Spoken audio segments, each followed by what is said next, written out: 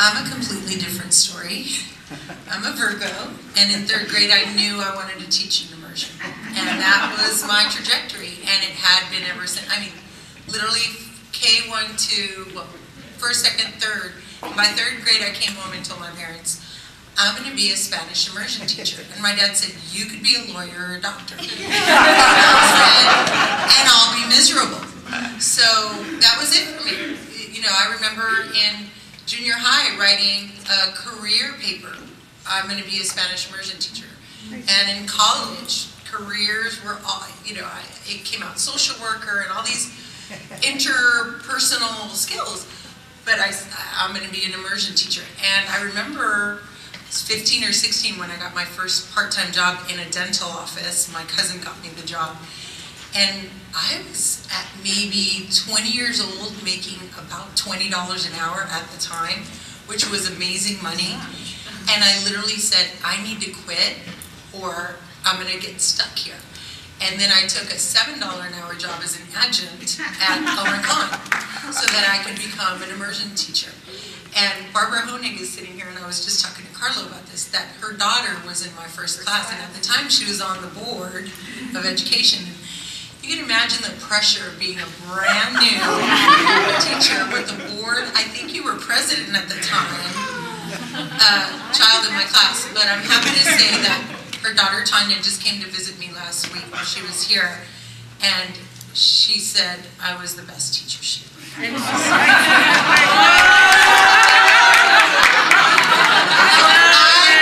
So I gotta say, in 2nd grade. In 2nd grade.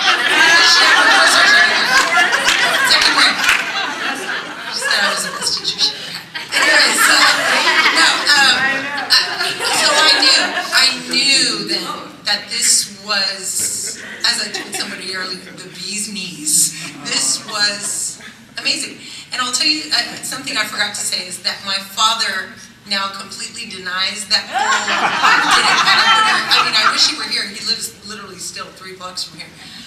Completely denies it. So, oh, no, I wanted her in the program as well, but that's not true. All right.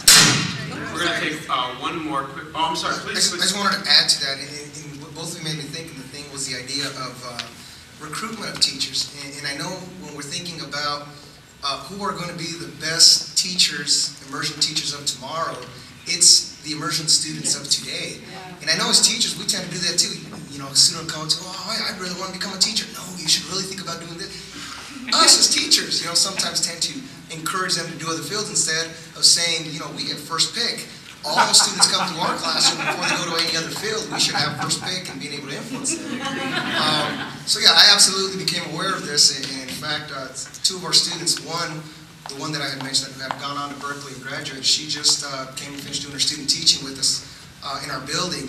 And I believe she's might be, I shouldn't say the district, she doesn't have the job yet, but she was offered a dual language job over in Tahoe. But again, that's exactly what's happening is the students of yesteryear are becoming the teachers of today. All right, we're going to do one more question before we have to finish up. Sorry, Roberta. No, we'll start. You know, I took foreign language here in Culver City in the 60s.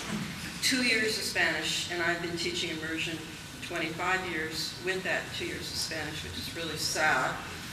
But at that time, you know, you learn in a very structured environment, and it was very difficult to learn to speak the language when no one spoke it at home.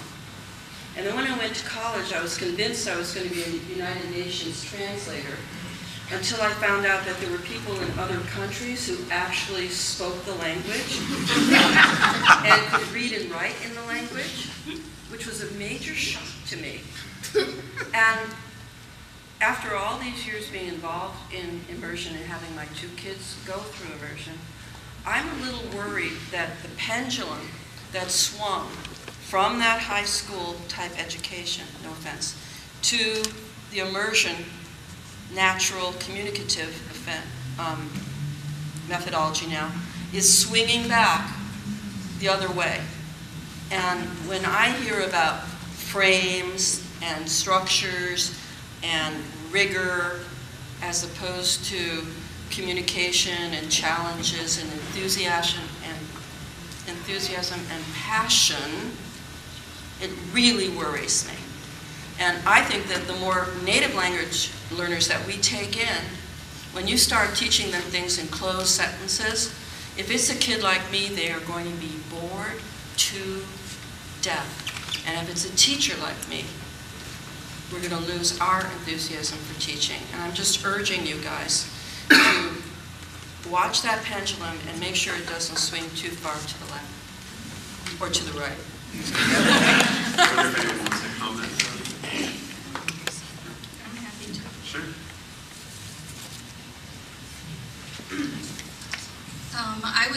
My experience is that, just like, let's take a look at the debate between whole language and phonics, right? And the history around that, or as you're talking about here, analytical versus more experiential, right? Communicatively oriented versus more analytical approaches. I am a major advocate that one of the things that language immersion, when done best, does very, very well, is it approaches things from a both-and perspective, not either-or. And I think when we get language literacy, content, and culture together, we're going in the right direction.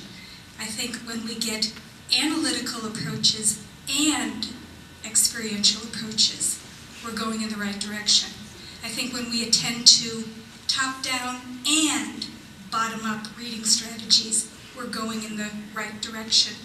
So I appreciate very much what you are saying, and I will say that in our work with teachers, language immersion teachers are first and foremost content teachers.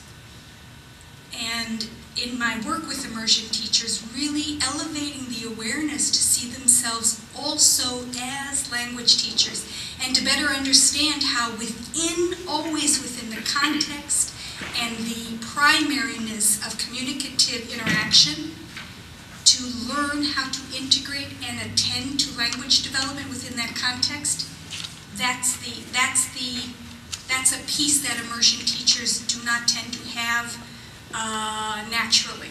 It is a piece that needs to be developed and scaffolded, and that I think that that's part of what we've learned in language immersion education, that it isn't either or, but it's resting down here and trying to really understand the complexities, the paradox, and the grayness of both and.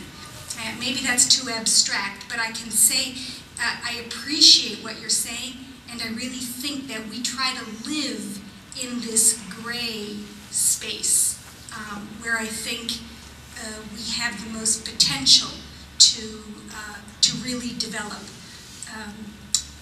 the field. And I'll just say quickly about those language frames. I agree with you completely. And I think we have to keep in mind that while we might start with some structured language frames, we can't end there.